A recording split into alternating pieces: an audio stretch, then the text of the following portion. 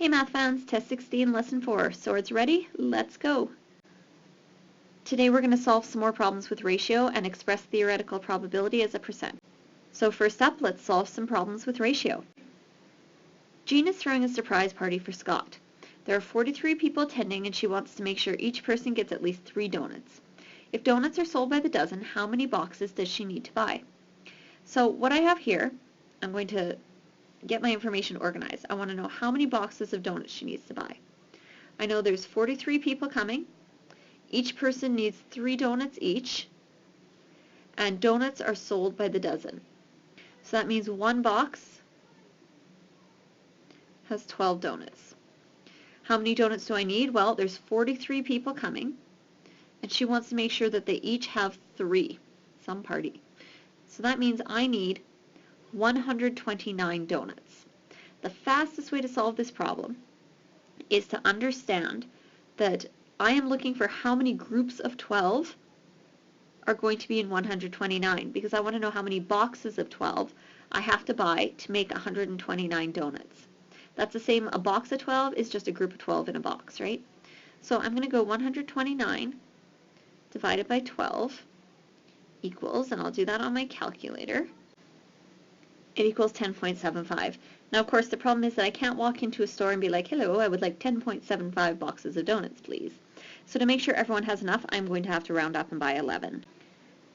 And yes, for those of you who like to argue, I know that you can buy donuts outside of boxes, but in this question you can't, because it says they're sold by the dozen. So she needs to buy 11 boxes / dozen donuts. So Jean is throwing quite the party. She also wants to make sure everyone gets a piece of cake. Each cake can be cut into 8 pieces. With 43 guests plus Jean and Scott, how many cakes does she need to order? So that's going to be 45 people in this question, because we're counting Jean and Scott. They want some cake too. Pause the question here and come back when you think you have the answer. So we have 45 guests, and we have cakes that can be cut into groups of 8. So I want to know how many groups of 8 I need to make 45. So 45 divided by 8, I know 8 times 5 is 40, so it's going to be 5 with a remainder of 5. I don't need to use a calculator to do that, because 8 times 5 is 40 is easy. Again, I can't really go to the store and be like, I would like 5 cakes and 5 extra pieces, please. So I am going to have to buy 6 cakes. And that's all she has to do. And last today, we're going to express theoretical probability as a percentage. So what is the theoretical probability of getting heads when you toss a coin as a percentage? This is basically just converting fractions to percents. So we know that the theoretical probability of getting heads when I toss a coin is 1/2. Oops. 1/2. And I know that 1/2 is the same as 0.5 or 50%. And if I wanted to, I could put into a calculator 1 divided by 2 and I would get 0.5. You can stick a 0 there if you want to get 50%. And that's it. It's almost painfully easy. So here's one a tiny bit trickier, but not much. What is the theoretical probability of rolling a 3 on a 6-sided die? Write your answer as a percent. So pause the video and do that, and when you come back, I'll have the answer for you. So your chance of getting a 3 is 1 out of 6. Because there's 6 possible outcomes, 1, 2, 3, 4, 5, 6. One of them is 3.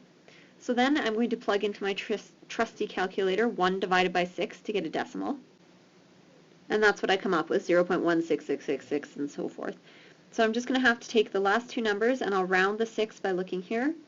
6 is bigger than 5, so I'm going to round the 6 up to 7. And that gives me 17%. And that's all there is to writing probability as a percent. You're just converting fractions to percentages, which we've been doing for a while now.